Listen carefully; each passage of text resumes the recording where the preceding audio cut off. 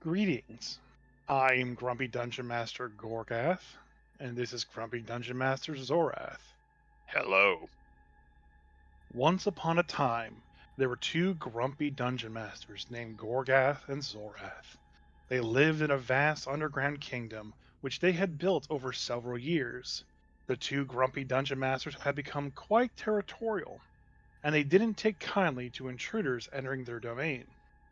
One day they heard rumors of a group of adventurers who were planning to enter their kingdom in search of treasure. Gorgath and Zorath knew they needed to take action, so they decided to build a new dungeon to prevent the intruders from reaching their treasure.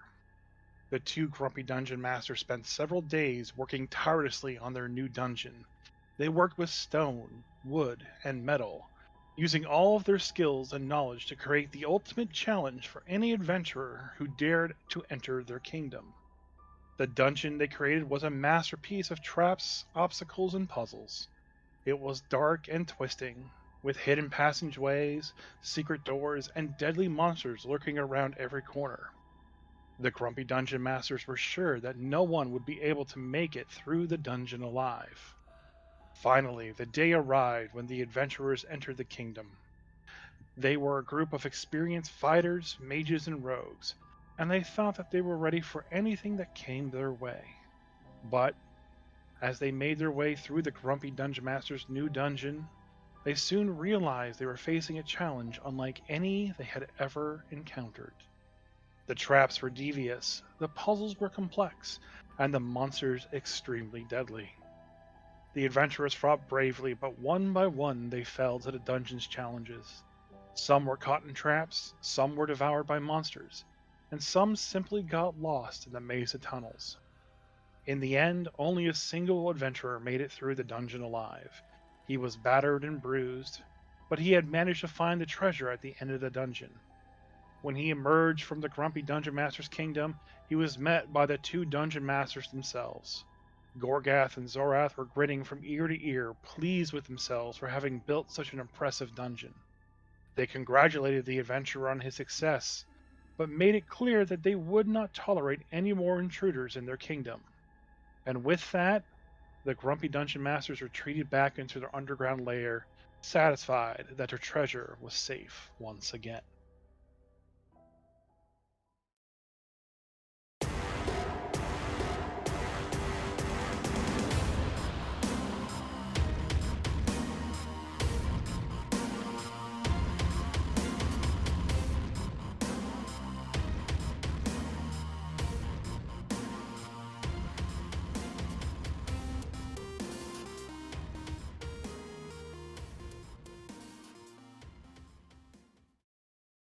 All right, so GPT is bullshit.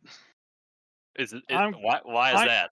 I'm Grumpy Dungeon Master Christopher, and you're Grumpy Dungeon Master Jay. Zorath. No, I am Jay. I don't know who Okay, this Zorath guy is, but why was he sitting in my fucking chair? I don't know. Like I I don't come know. in and he's sitting in my chair. I eyeball him and he gets up and walks out. He took Craig with him, by the way.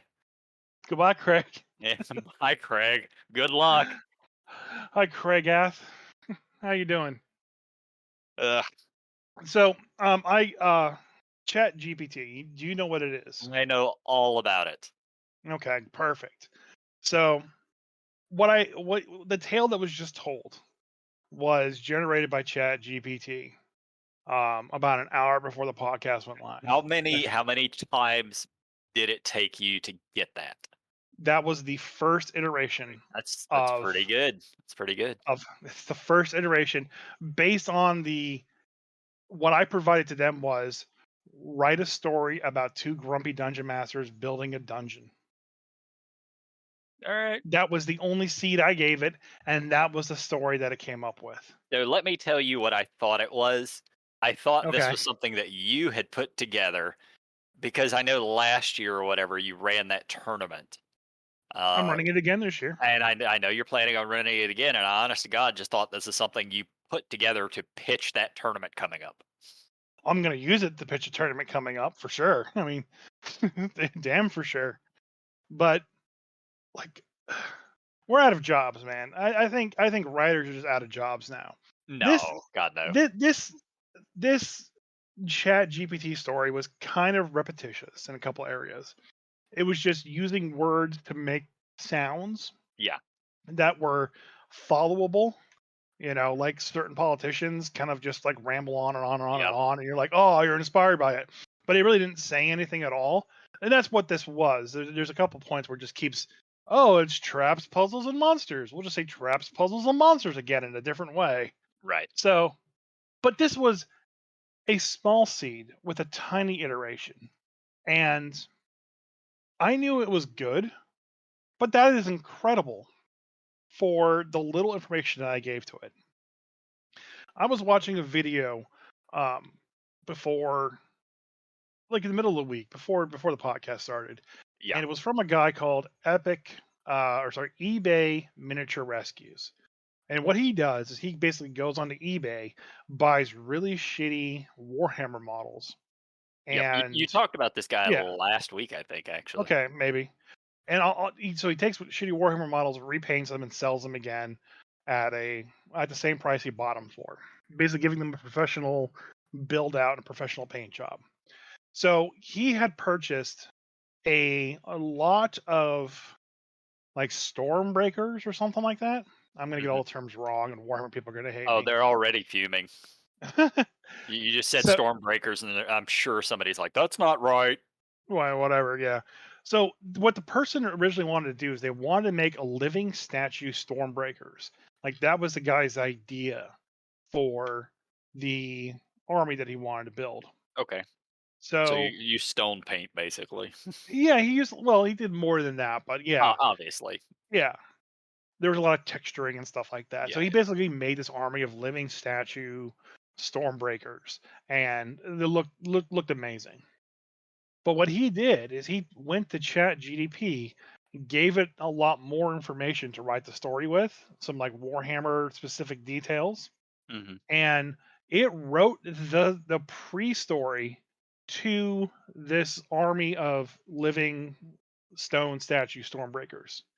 And it was good enough that they actually put like little video stuff using AI video techniques to pull in what the story was about, and he made like this little like 5-minute video with just the AI generated story from ChatGPT, AI generated images that he fed into the whatever Wonder or whatever he was using, Yep. and just threw it all together. And I'm just sitting here like, it was just, we're gonna be out of work soon, man. Ah, I know the everyone's saying this is just a tool that people are gonna use, but I don't I know. when I start talking about this, I'm gonna go on for a while. All right, well, good. So, So the other thing was is that I was talking to a few other people, and my uh, 5e Dungeon Master friend uses ChatGPT to create all the background story and lore for all of his NPCs, along with generating art images. He creates like what they are going to be, like with some mhm, basic details. A baker named Fred who has a stumpy leg and a long handlebar mustache, and he feeds that same thing to both Wonder or whatever he uses to create the AI images and Chat GDP, and it just comes up with a short story and the image for the person. yeah, And I understand, like from the art perspective, I understand that there's a lot of controversy with that, with people saying, "Hey, all it's doing is just scanning artwork and merging it all together, so they're stealing my artwork," but not really, because all it's really doing is just taking your art and making something from it, but it's not using your artwork; it's being inspired by it. yeah, And there's a lot. It's very contentious right now with the illustrated community. yep. But Chat GDP or GPT really isn't doing that per se, and it's still coming up with pretty fantastic things. And I just wonder how much longer it's going to be before it's writing its own novels, and when it's writing its own scripts and its own plays, and people are It's just a taking that ways. and running it away. It's a Really? ways. Yes, it's still a little ways off. Now, when I say a ways, it may be a decade, might be 20 years, but it's definitely coming. The current version has been out for a while now, like many years, and they're releasing the fourth edition of it, like Chat GPT. this year. I don't know exactly when, and it's supposed to be a lot better. But even then, it's still you can kind of game the system to realize that it's not that great yet. Apparently, even with the updated one, you can still kind of mess it up. That Okay. now, I am absolutely terrified of these kind of AI programs, Chat GPT, and I am not even remotely concerned about them ever becoming sentient because that's just nonsense. I have no fear of that. But it is Oh, I'm not going to say 100 years down the road that's not a thing, but at the current level they're at, that's just not feasible. And yeah, some people I've seen are worried about it going sentient. I've seen a lot of talk about this online, and it's just kind of hot garbage. I am absolutely concerned about how large corporations can use this because it is not hard to manipulate people. And I'm not going to get into the whole political rants on this, but that scares the shit out of me because it's already. I mean, people are already being led around. They don't know what's true and what isn't online anymore, and this is just going to make it all the harder. Uh, my own personal experience, I have not actually played with ChatGPT, or I think Microsoft has one as well. Like, there's several of these AI text generation programs. Have played around with one of the art ones, and I couldn't even begin to tell you the name. But I decided I just wanted to see if I could get a cool piece of art online made for a character I played. And I put in the definition, the descriptions of it, and I tried it 3 different times, and I never quite got what I wanted. Uh, that being said, if I ever really want a piece of art for a character of mine, I am going to buy it. I will pay an actual artist to buy it because I do believe in I believe in paying artists. I believe in paying writers. Uh, you work to create something, and I don't necessarily think that it's theft or anything like that using an AI program to generate art or generate a dungeon or generate writing. But there's just something, I don't know, there's something in me at least that says humans are more creative. Like the art it created was cool, but it still felt very, very sort of CGI to me. And like my personal taste. Like I'm a huge Larry Elmore fan, Clyde Caldwell. That's the kind of art that I'm really looking for, not something that looks AI generated. okay. So I just asked Chat GPT um, if it could say something to reassure you that it's not going to gain sentience and kill anyone. And I his already response told you I'm not worried about that. was, "Hello, Jay. I understand that there might be some concerns about Chat GPT gaining sentience and harming humans. However, please rest assured that as an AI language model, I do not have the capability to develop desires or intentions of my own. I am programmed to follow the rules and principles set by my developers and operate within the scope of my programming. Moreover, I am designed to provide assistance and make people's lives easier, not to cause harm. My purpose is to assist and help others with their queries, provide information, and offer solutions to problems.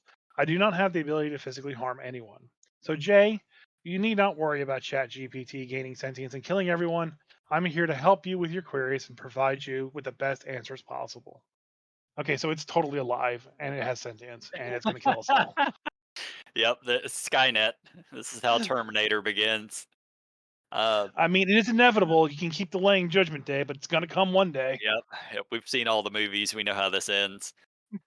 God, what was I even? I had another. Oh yeah, so I got to run my second edition game. I did my session 0 and got to run for a couple of hours, but in the process, I was trying to pull together some dungeon rooms. Hmm. And for years, I've used Donjon. I don't know if you know that website or not, but Yeah. check it out. DONJON. I don't remember, it's .com or something like that, but it's basically a dungeon generator, but it doesn't actually give you like full text descriptions of the room. And that's what I was really looking for. So I went and started just searching for anything. And I never messed with any of the chat AI programs. So that might have been, a place where I could have actually gone to. I didn't think about it. But just looking online for a generator website that would give me room descriptions, couldn't find anything. Like, I'm not going to say it doesn't exist, but my Google foo failed me in the 1 hour or so that I had. Yeah. That that I found the one I used. I used Hot Pot as a test because I wanted to create some kind of like weird um tentacle horror monster with many mouths. I think that's what I used to generate it. yeah. And then I got to choose like what styles I liked as like a basis for the monster. And it came out with with like 10 or so different things. And some of them very had that very AI art feel to them where like some things aren't drawn correctly and just kind of like warped and wobbled weirdly. Mhm. And but there were a couple that were really good and one that I actually saved locally so I could use it in the future. Um, it is kind of scary with how creative and how accurate it seems to be able to be with generating stuff that you want. I've seen a lot of D&D artwork on Reddit recently where people's like, "Hey, check out this guy I just made." And the guy I just made was literally some AI art generator program that he Oh, yeah, yeah. basically, you know, Yep. got it iterated to. But it's still good. Like you can still crop it down a little bit and like hide the misgivings. And you have this. It was like a one-legged chef brawler or something like that is what I remember seeing, and it would look really good. Like a little bit of the hand was messed up, but everything else looked fine. Yeah. Our battle maps, reddit.com/r/battle maps is where you can get tons of battle maps. You pretty much just go there and people will just show you battle maps for days. Type in like orc fortress, you'll like get a million results. They recently just banned AI generated maps on their forum Mhm. because it became so prevalent and were just as good as normal ones created by normal people. And Right. it was just being flooded by AI generated rooms. And I saw some guy walk through the process of how easy it was to create a dungeon layout, and populate certain rooms with certain things, and just have this massive dungeon just done in like 30 seconds to a minute Yeah. with For little or no somebody refinement needed. who's wanting to run stuff online, oh, I'm sure that's amazing. Well, I mean, it's great, but what about all the people out there who are making a living off of making battle maps? Yeah, exactly. Like, Those people matter more than using some, you know, random AI program, in my opinion. but I'm like, okay, for me and you, just two people, we get it. Like, we want to support what we like, so we're going to pay the people that does what we like, so we can support them. We get that that's the concept of a normal society, and without that concept of a normal society, things break down. You know, Yeah. I do things for his energy. I don't expect anything back from them. I want to keep them growing as a store because I like them, and that's it. And that's where it ends. They help me out by giving me space to run things and do fun things, and in turn, I run things there for them. So like that's the agreement there. That's how we get along. We know a number of artists, and I've paid for and asked for art from all of them. But now that I can just kind of like circumvent them and just skip over to AI art and just get good enough for what I need. Like I haven't tried it, but like how easy would it be to create a shadow Jabberwocky image? Oh, stupidly easy. Yeah. Have no doubt. I mean, the the piece of art that I was trying to get was for a specific PC of mine that I played, so I already knew what he looked like. I had it in my head. But if I'm just trying to generate, tokens online, and all I need is a piece of art, I mean, that thing is absolutely going to be the quickest and easiest route for sure. Yeah, all I have to do at that point is, save the piece of art and, create the token to, or throw it in whatever token online, and it'll Yeah. work. But uh, I I have my personal opinions on this, as I've said, but the simple truth of it is, me and you and everybody else that's in this fight, we're probably on the losing side. We're probably dinosaurs. Let's be honest. I mean, there were people exactly like us fighting for horses to stick around when the automobile became a thing. But Yeah. yeah, technology just it takes over. You can't control it once it's out of the bag, and this is out there. So I hope that people will continue to pay artists. I hope that they will continue to pay people who generate dungeons and generate content. But the simple fact of it is, long term, probably not viable. I mean, that's the facts. Yeah. It's pretty sad. Like, I like it from the aspect that I can kind of go in there and fiddle with the settings and create something like along the lines of what I'd like the artist to make. Hmm. But at the same time, I trust them to kind of like understand what I'm going for and to create what I want them to create. And they'll show me their like the lead up to the drawings, like the pencil sketches, and it's a creative process back and forth. You kind of lose that with the AI art generators, but I can always just recreate more, you know. Yeah, So and it's really weird. I know that like in at even at the college level, like ChatGPT has completely already disrupted things. I know a lot of Yeah. professors are now requiring everything to be done in class. Uh, Me personally, I love that because that means no homework, which as a kid I hated. Uh, but yeah, it's we live in interesting times, man. This is definitely not something I ever really would have thought about years ago. Uh, yeah, it's just amazing what what we've come up with Yeah. in technological terms, and it's definitely it's gonna throw things off kilter for a little while. I'm not worried necessarily about my generation or even like the millennials, or maybe even the ones right after them, but the younger kids who are only going to grow up with access to this. That's the ones that are going to really fully utilize it. Yeah. Actually, it was Starry AI Plus is what I used. Okay. It was really weird, and it it gave me some great things. It's just, but like when you go through and actually like, use that one, the Starry AI, you actually choose artists.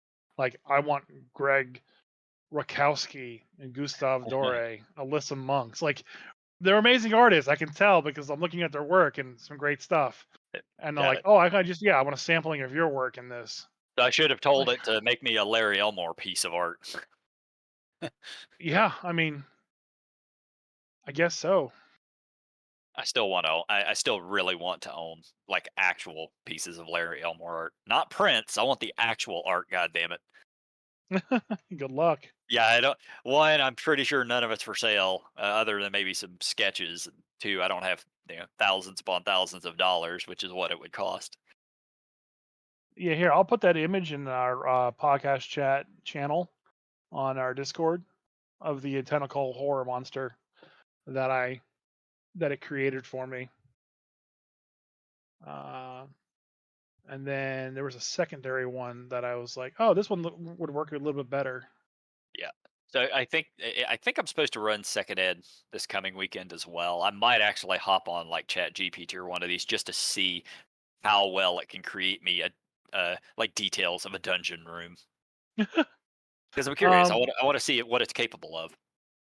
yeah, I'm quite curious as to what people are using to create the dungeon ones because they didn't put that information out there. So I Mm, am very curious as to like what they were doing yeah. and I mean, I could sketch the rooms out myself. I don't, I'm not drawing these to be run online though, so I'm not too concerned with that. But uh, in the moment, like I have to come up with a description for a room, and yeah, if I can do that quicker and easier, I've got a handful of them already sitting back, and I'm pulling from other sources as well. But sooner or later, if I'm just going to run this gigantic dungeon, I'm going to need more stuff. yeah. I actually was planning to run. I didn't get a chance to run my game this weekend, but I was planning to run the first level heist from Keys to the Golden Vault Oh, okay. Is for that my already out? players. No, it's not out yet, but I pre-ordered the book through Wizards, and because I pre-ordered the book through Wizards, they gave me the D&D Beyond code for the book Oh, okay. a month early. So even a further fuck you to the brick and mortar stores, Yeah, no shit. right? Yeah, I felt terrible afterwards. I didn't think about it. I was like, oh shit, I can get the book early. Bye. And then I was like, oh shit, now my brick and mortar store is not going to get any money.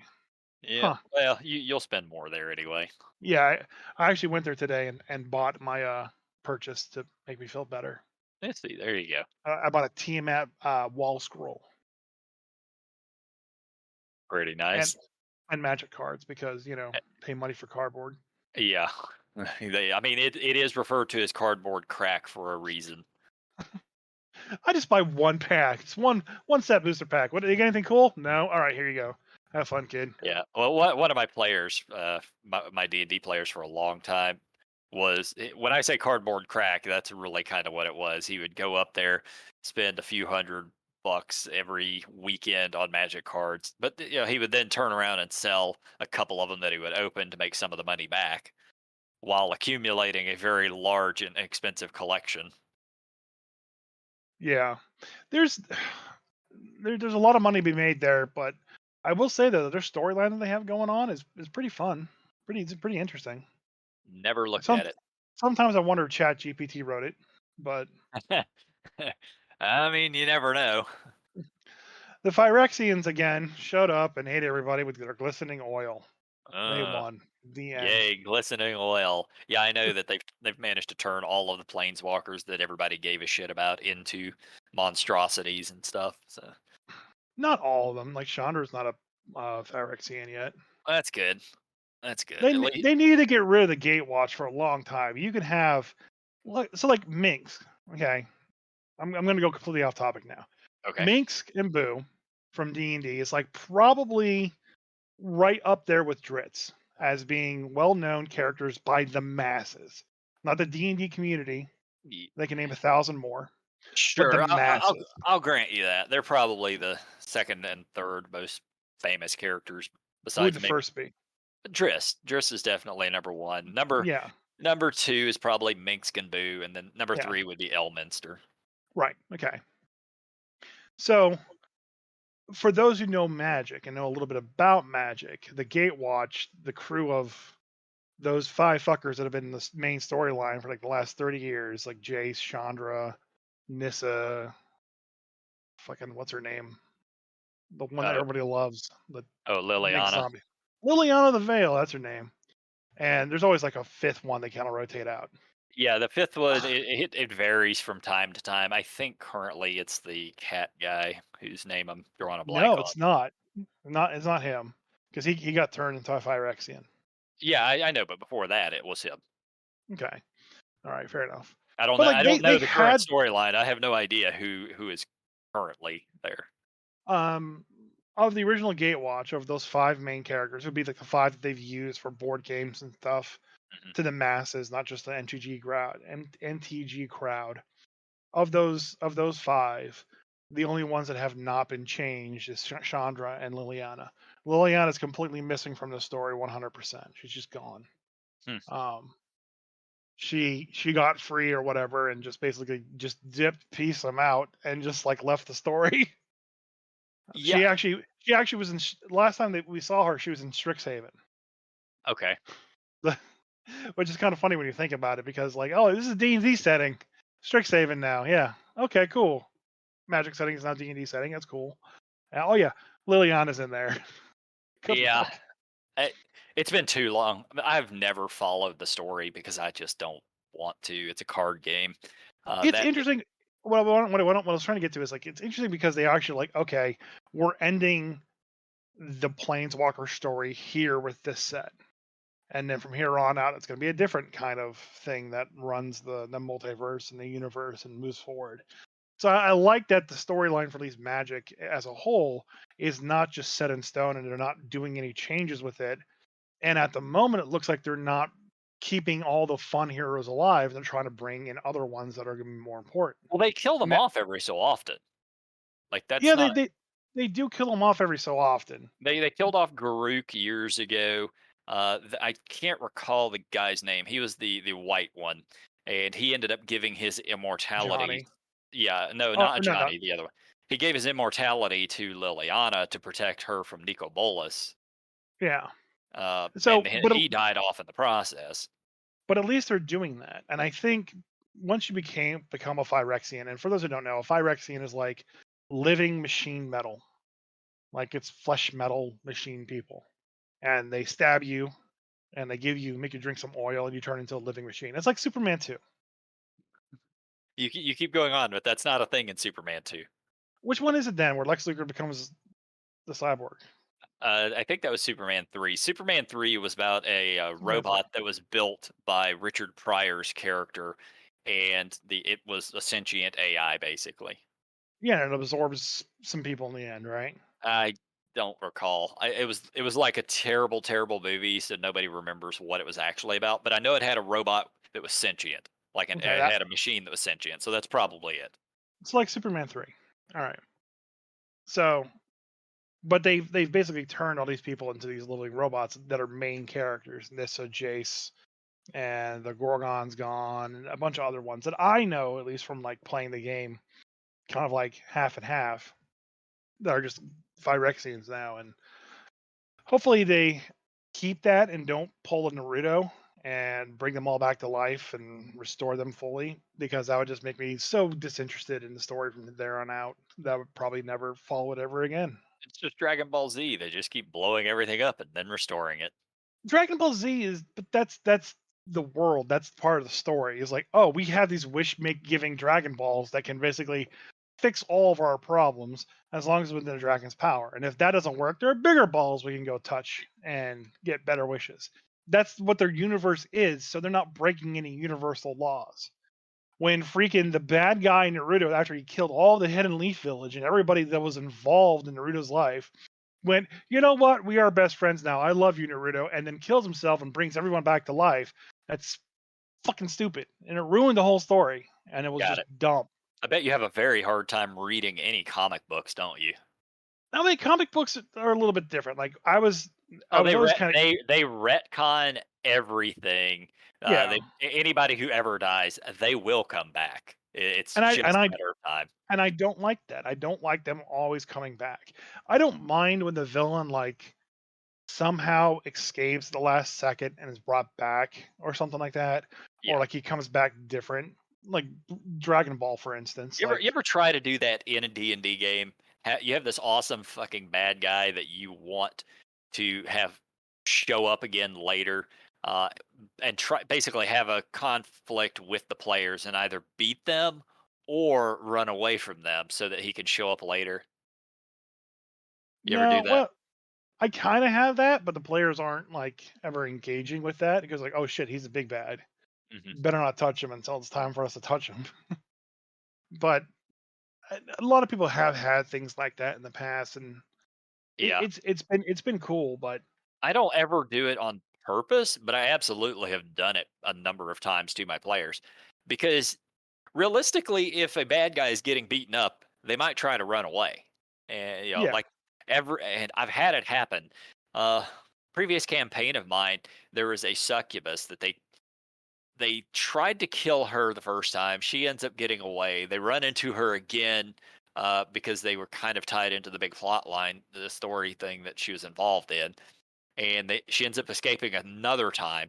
So after the campaign wraps up at 20th level, and I told all of my players, okay, campaign's over, we're done, but I'm gonna run one more adventure for you guys, and it was basically just allowing them to go kill her. That was it. That's all they wanted to do. They get to the fight with her. She's literally just a succubus. You know, she's like a CR 4 or 5 monster, and they're 20th level. we're gonna. There's a Rick and Morty episode where Rick and Summer basically get all juiced up on steroids and walk around and just beat the shit out of like these like high school level punks. Yeah, That's all I that's can think basically of. what it was. Yeah, that's an accurate description. But hey, that's what And they wanted. They really wanted to kill that character. So and then, like comics always irritated me when they kept bringing back people forever. Like the They really hit me when Wolverine lost his Hmm. adamantium. Yep, I When he got remember it that. ripped, He had the bone skeleton for right, a long. when Yep, he got it ripped out of his body by by Magneto, Magneto. Yep. and then basically had like this his healing factor shut off because it went when it burned out, keeping him alive. And he had all these bone claws that popped out, and he basically kept popping his claws out just to keep the wounds fresh. And he basically had a it was another arc to that character's story. Yeah, And then they fucking go and just give it back to him in a few issues later, and it just ruins any kind of good story they could have had with him, with not having his healing factor and not really being a mutant anymore. yep. They just didn't play to it enough. They could have gone for a while. That's one thing I Uh, do like. I have to say about the MCU, and I know we're really kind of off topic. We are D&D podcast, but at least with the MCU, the Marvel Cinematic Universe, when they're killing off characters, so far they're leaving them dead, and that's a good thing. I mean, they have a loophole back with the whole like variants now, Yeah, yeah, but I that's understand. fine. Like that is fine. If they bring back Iron Man as a different variant from Yeah, another universe, bring a new actor playing Tony Stark, but it's not going to be the same guy because he's not right? from the 616. And that's perfectly fine. Like I am good with that. Hmm. But just bringing back him because, "Oh, we just need him back now because we think he's gonna sell." They're doing a very like you said, they're doing a very good job not doing that. And I wish more people would factor that in. Another good reference to that is it Aragon? It was written by like a 16-year-old kid, story about a boy and his dragon. I know they made the movie about it was Yes. based off the books, and I enjoyed the movie. Nobody else ever watched it, so they never made No. another one. Right. But he released all the books out, and like in the first book, the hero, the main protagonist is this kid, and there's this mentor that he basically gets attached to that used to be a dragon rider, and he's basically teaching this kid how to be a dragon rider. Hmm. And midway through the book, the the mentor gets killed off. I think it's Jeremy Irons in the movie, if I remember right. He was Um, in the Dungeons and Dragons movie, and it failed terribly. So I guess him being in Aragon and it failing terribly would make sense. um, and but it's a really big, heartfelt, emotional scene, and they don't ever upplay it by bringing him back. And what I always found interesting, something that stuck with me, is that they were talking to the author, who was still a kid at this point in time, and he said that I had to kill him off because the story, because he was too good in the story. And the story is not about him, the mentor. The story is Uh-huh. about the boy Aragon. And so I had to get him out of the story So somehow. And he's like, that's what R.A. Salvatore should have done to Drizzt Do'Urden, because the book was never about him. It was about Wolfgar. I mean, it was that the original, the Crystal Shard was supposed to be about Wolfgar, and it well, became that's all not like about the Drizzt first Do'Urden. Dritz book, though. No, that was the first one ever written. Really? The Crystal Shard was the first Drizzt novel written. Uh, yeah, he wrote the Crystal Shard trilogy, which was that one, Streams of Silver, and the Halfling's Gem. Then, because of the popularity of Drizzt Do'Urden, he ended up going and actually writing a prequel to that about Drizzt, being born and his life in the Underdark. Yeah, because Crystal Shard came out 1989, I think it was. I read it in 1990. Might have even been in 1990 when it came out. And I could tell This you're says I this could says tell it you're googling it right now, but I know for a fact this is the case. this says it was Homeland. Homeland is the first one. If you read it in order, Homeland is the first book, but it was not the first one written. It was the first. It was the first one in the Icewind Dale trilogy. It's not Homeland's not Icewind Dale trilogy. Okay. Yeah, I have these books sitting on my shelf. I mean, I can go grab them if you really want, and No, I'm post a just trying picture just of their dates that they were written. it says 1988 is the Crystal Shard. Okay, So the first book with Dritz. yes, that was the first one. Dritz. I could just ask my wife. She'll tell you the same thing I'm telling you. But I don't anyway, want them in chronological order. yeah, you want them in order written. Anyway, Anyway, I'm not gonna sit here and wait for to go through all that because I'll be damned if I'm editing the podcast to fix that. So have you seen the new Dungeons and Dragons movie trailer, the Speak with Dead scene? oh yes, I did. Oh my god. I Has that ever actually happened to you in your games? No, because I was a dick with the players with it. Okay. Okay. Like that person is like, oh, I'm just listening for the first 5 questions that I Yes. hear, and I'm answering them because that's I think technically how the spell is written. It answers the first 5 questions spoken. You know. Well, hang on. I'm about to pull this shit up just to verify that works. Speak with Dead 5e. I want the actual wording for 5th edition because that's obviously what they're running off No, they're of. going off a third. To be Well, fair. some of it is. Okay. Yeah, you grant the semblance of life and intelligence to a corpse of your choice within range, allowing it to answer the questions you pose. Must still have a mouth, can't be undead. Spell fails if the corpse was the target of the spell within the last 10 days. Until the spell ends, you can ask the corpse up to 5 questions. The corpse knows only what it knew in life, including the languages it knew. Answers are usually brief, cryptic, or repetitive, and the corpse is under no compulsion to offer a truthful answer if you are hostile to it or it recognizes you as an enemy. Doesn't return the creature's soul to the body, only animating its spirit.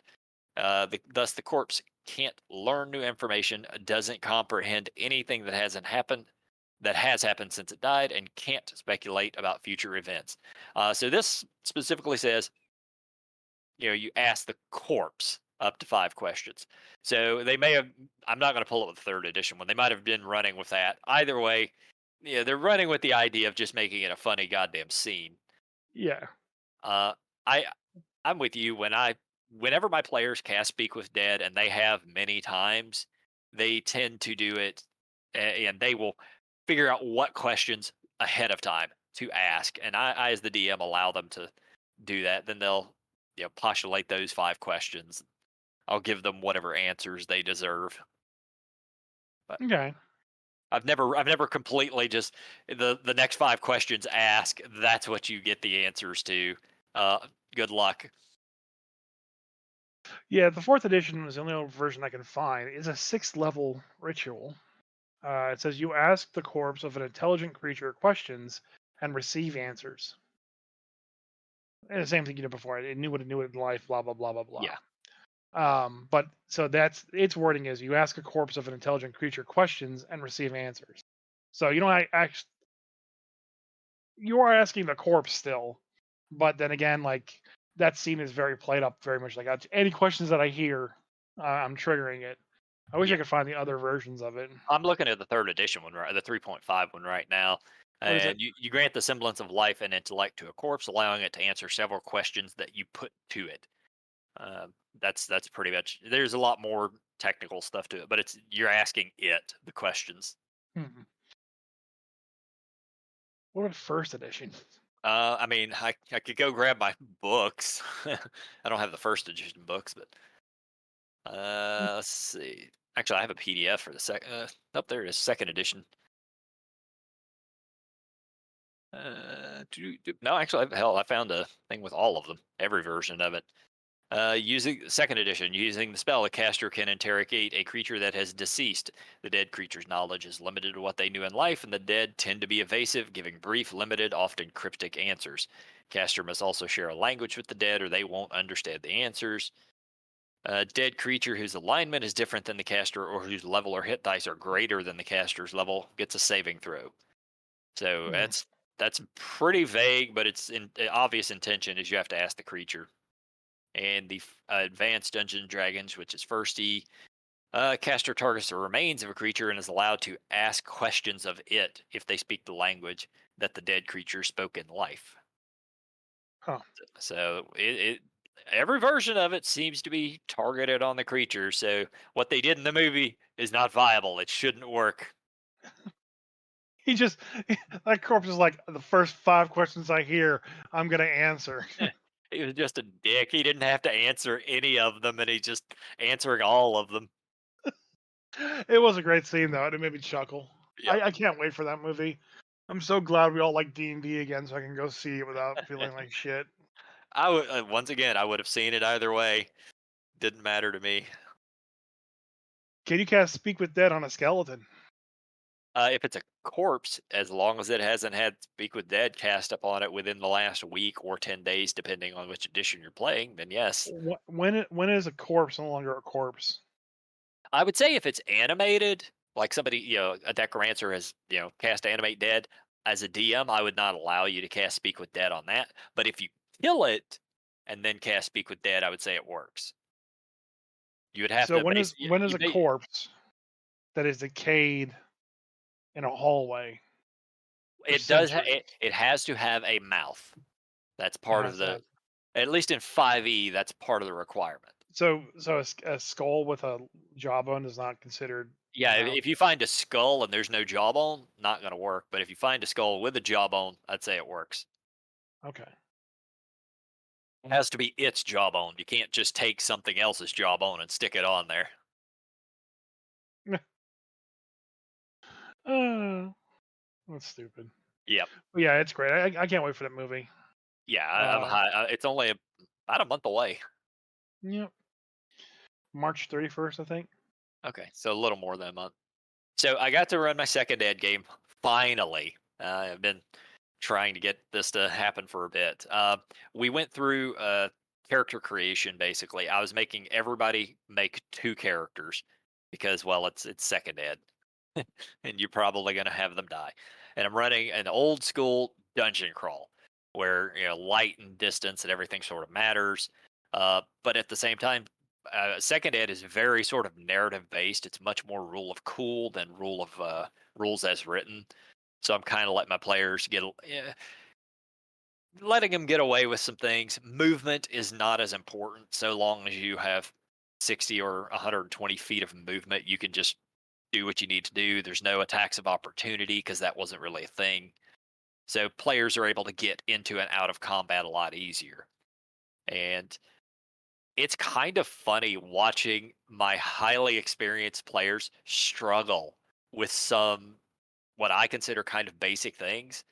There were two specific incidents, and both of them came up because our buddy Muffin, Jacob. Hmm. One, Thaco. Thaco just seems to be breaking their brain, and I understand why because it's literally the reverse direction of how the current system works. Right. Uh, and it's not difficult. But if I try to explain it, it sounds hard as hell.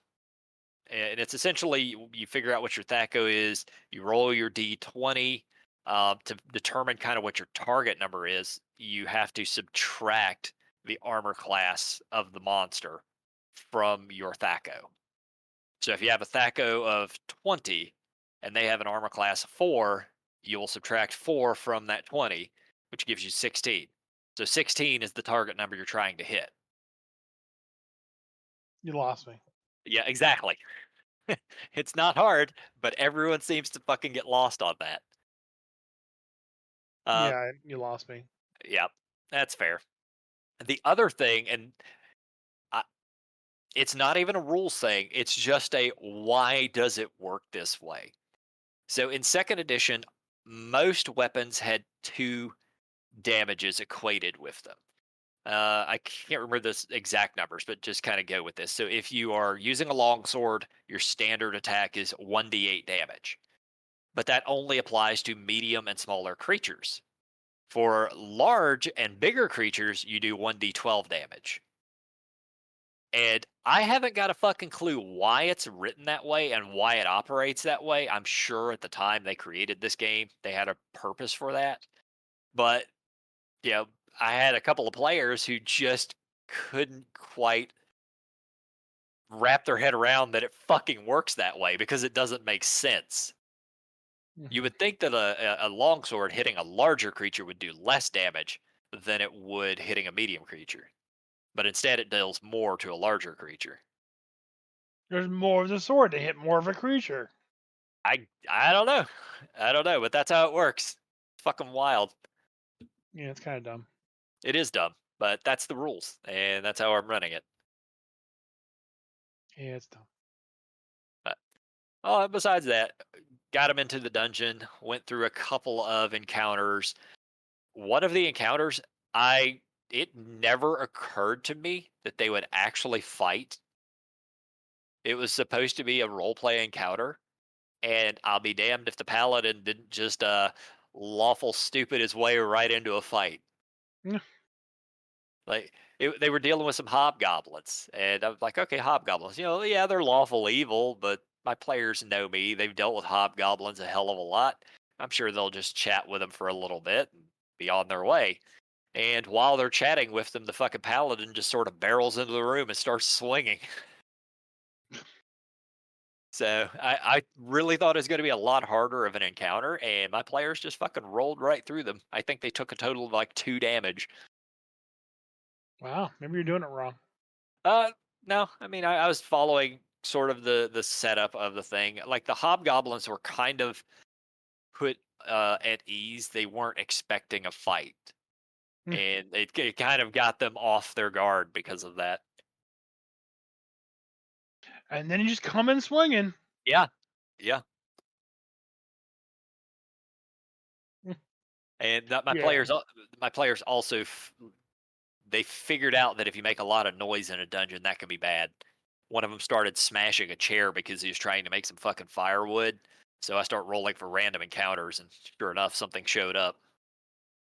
Who doesn't think sound in a dungeon won't cause I problems? I just don't think they thought about it. At least I some of the players might have, but I don't think he did. And just went about his routine, started smashing up something, and well, you're in a dungeon, man. Sound's going to carry. You get into a fight with shit, you better hope there's not things nearby because I will absolutely be rolling for random encounters if there's possibility that things will show up. Yeah. And Hmm. that's honestly in first and second ed, that's how most people died in dungeons. It's just from random encounters, things showing up when they're in the middle of a fight with something else. Hmm. Yeah, I like random encounters a lot, and like I'm using a lot in my Waterdeep campaign. Hmm. And been using the book that I bought that was made by the writers of Waterdeep, like the subsequent writers. Right. And I've been running their encounters for the city. There's a lot of really cool things they have in there, but like the city itself has a lot of like there's a couple streets. Like if you walk down like Three Dagger Alley, you're dead. You're just So gonna get mugged, have all your shit stolen, and maybe your spleen with it. no, so Three Dagger Alley, I think it's called Three Dagger Alley. It's been magically enchanted by a renegade wizard. So whenever you walk down that alley, magical daggers appear out of nothingness and fly at you to try to What? stab you. So the entire time you're walking through this alley, you get daggers thrown at you. What the And fuck is even the that? best mages of Waterdeep have yet to been able to dispel the magic that keeps that curse of that alleyway alive. Okay, that was literally what I was about to ask is why haven't they dealt with it? But you answered that, so And I kind of go like, that's bullshit. I You're mean, telling me they don't have, you're telling me that Laurel Silverhand, like the greatest mage currently in like Faerun, that's like, not hiding, that's not uh, Elminster. not Elminster. You can't just go down there and cast a ninth level dispel magic. Well, because of fifth edition, none of them are willing to cast Wish to get rid of it. Just fucking barricade it off, make sure nobody ever goes down there. That's the thing; it's not even barricaded off either. Oh, Like I please. expected to hear that. Like the city watch has barricaded this alleyway so no one walks down it. Um, but I guess it's so well known, quote unquote, that no one walks down it unless they're trying to like do a dare. Jeez. That's a hell of a dare. That is quite a dare. But you can't run down there and not die. Lots of gambling takes place, I'm sure. How far? See who can make it the farthest. Yeah, that's just kind of a ridiculous thing. And I, seriously, like, why don't they just? They should build walls at the end of that. Just fucking build walls there. That way, nobody wanders through. How many animals? How many fucking pets have died in that alleyway? A lot. Like, Bark. you would think the stench from all the dead rats, all the dead birds, the neighbor's cat, Mr. Fluffy, Mr. Bigglesworth the dog, like, just everything dying through there. There's a side mission where you have to basically go rescue this woman's cat that's trapped in there with a large rat. And it turns out the rat's an intellect devourer. Oh, no.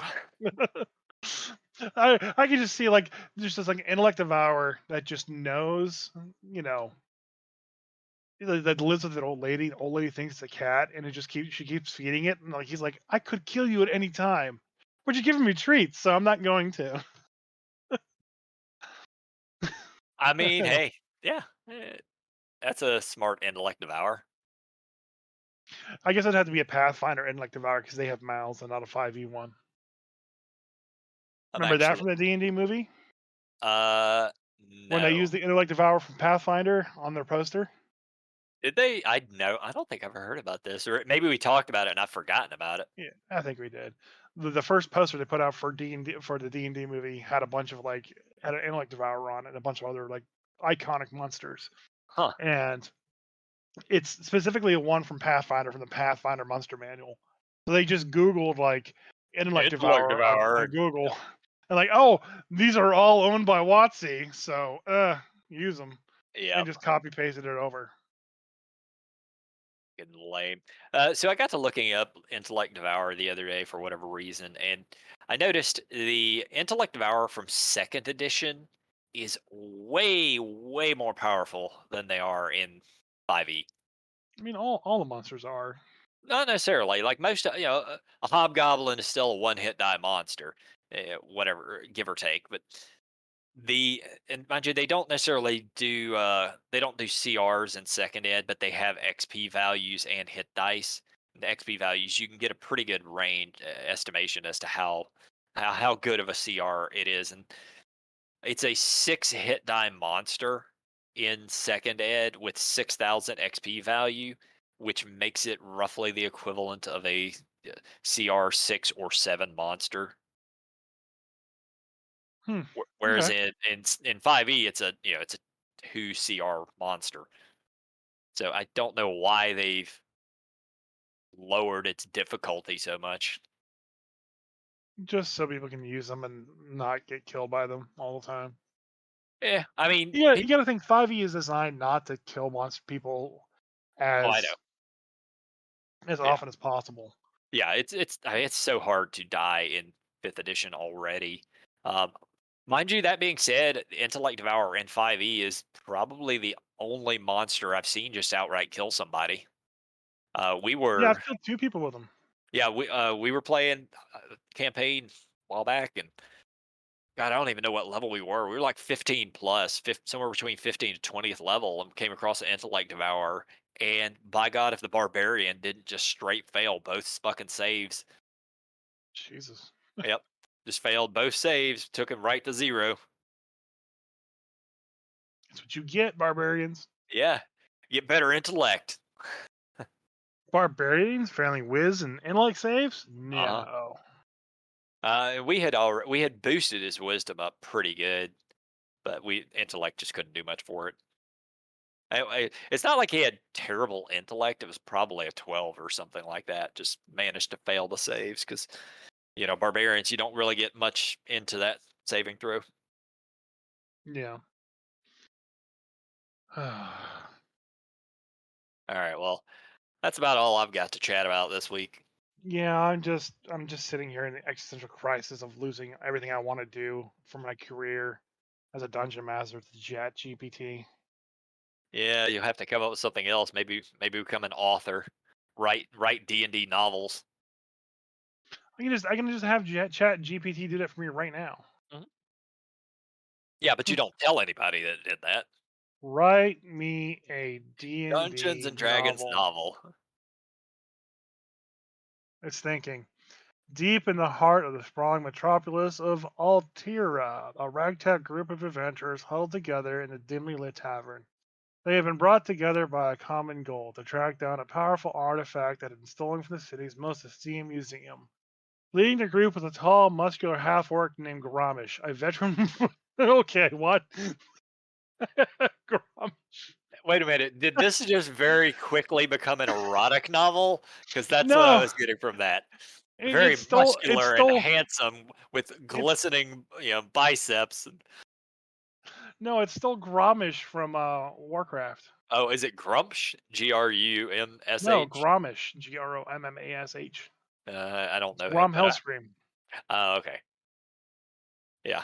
It's still going. Yeah. That right there is why it will not take your job away from you. Yeah, but I could just find and replace with Grommish to something cooler like Georg, Or Correg. Correg. All right, well, I think I'm done here. Yeah, I'm I'm done. gonna go mess around with Chat GPT and get it to write me some dungeon descriptions. Ah, Jesus. All right, bye. Bye guys. Bye Craig.